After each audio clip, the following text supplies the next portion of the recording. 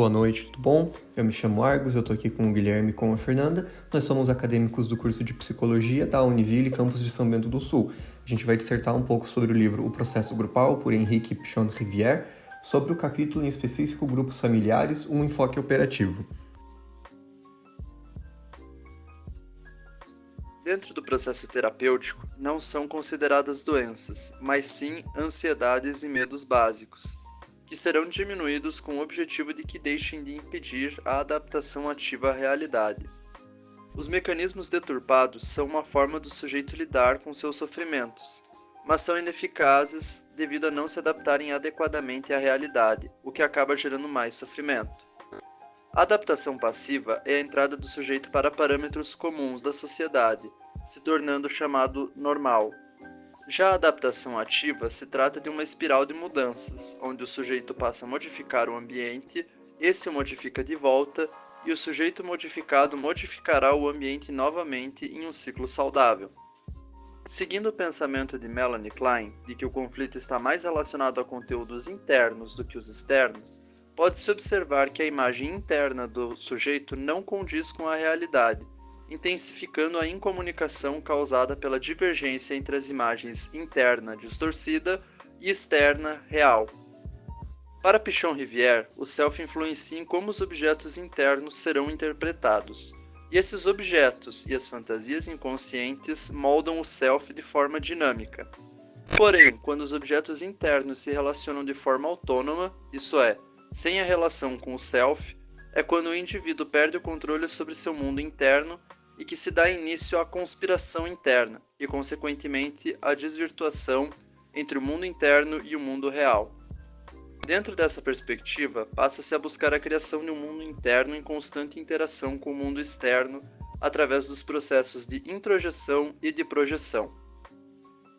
Para ele, o vínculo é um processo dinâmico de interação que é envolvido por afetividade, pensamentos e comportamentos, e onde ambos, o sujeito e o objeto, se influenciam mutuamente. O vínculo se constitui na infância a partir do reconhecimento da gratificação promovido pelas necessidades corporais atendidas.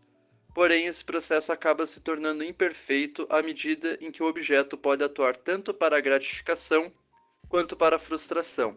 Ou seja, as necessidades corporais podem ser adequadamente atendidas, podem não ser atendidas ou podem ser em partes atendidas.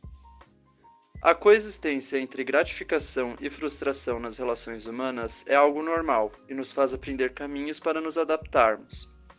Porém, o sujeito pode internalizar o objeto como fonte de frustração ou de gratificação somente, o que causa dicotomia entre a adaptação ativa e mecanismos de defesa como a negação ou a racionalização, por exemplo. A internalização estereotipada, em bom ou mal, causará interferência no vínculo e, consequentemente, na vida do sujeito, pois tudo o que disser e o que ouvir será influenciado pela projeção das imagens internas deturpadas.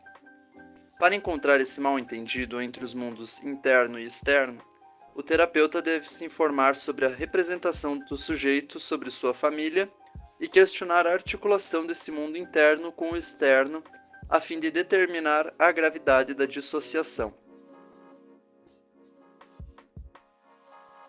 Então, eu vou falar um pouco sobre como as necessidades e vínculos influenciam a saúde mental dentro de um grupo familiar.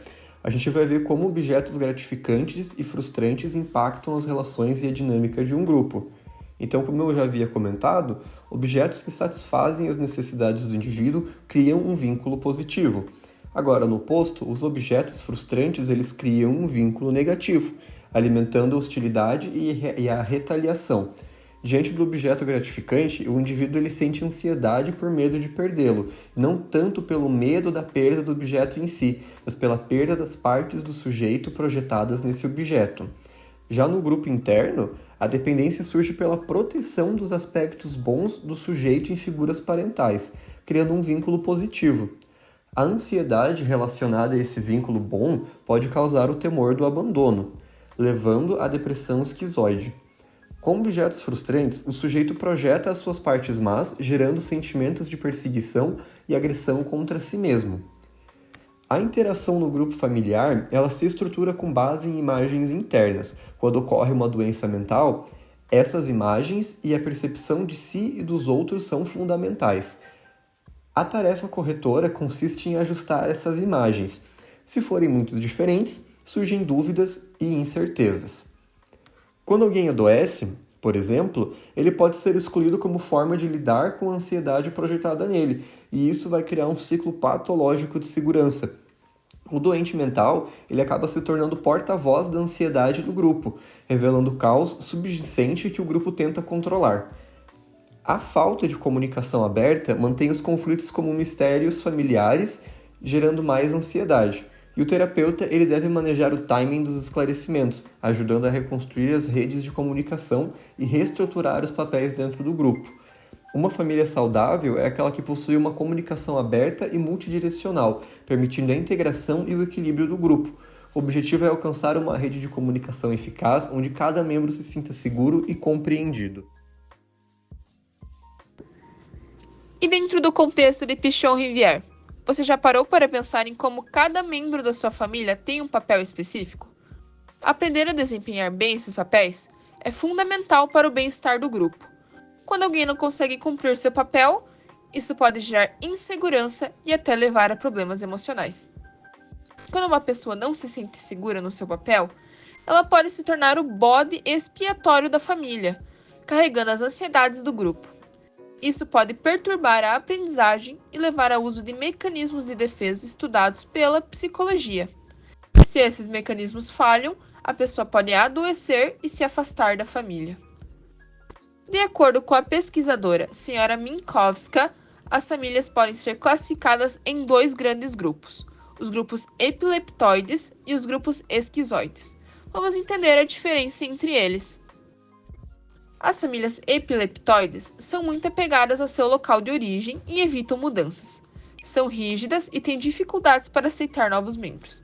Já as famílias esquizoides tendem à dispersão e à ruptura dos vínculos, com seus membros frequentemente emigrando e rompendo a comunicação.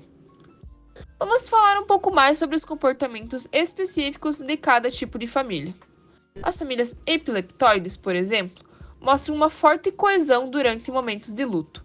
Parece que se unem ainda mais diante da perda. Por outro lado, nas festas, a excitação é alta, mas isso pode levar a conflitos violentos. Já as famílias esquizoides são mais dispersas, com membros que frequentemente emigram e perdem contato. Entre esses dois extremos, existem famílias intermediárias, como as hipocondríacas, onde a doença se torna o centro da comunicação e dos vínculos entre os membros. E como podemos ajudar essas famílias? Bom, a terapia familiar é uma ferramenta poderosa.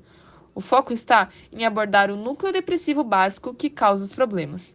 Em famílias esquizoides, o objetivo é melhorar a comunicação para maior integração.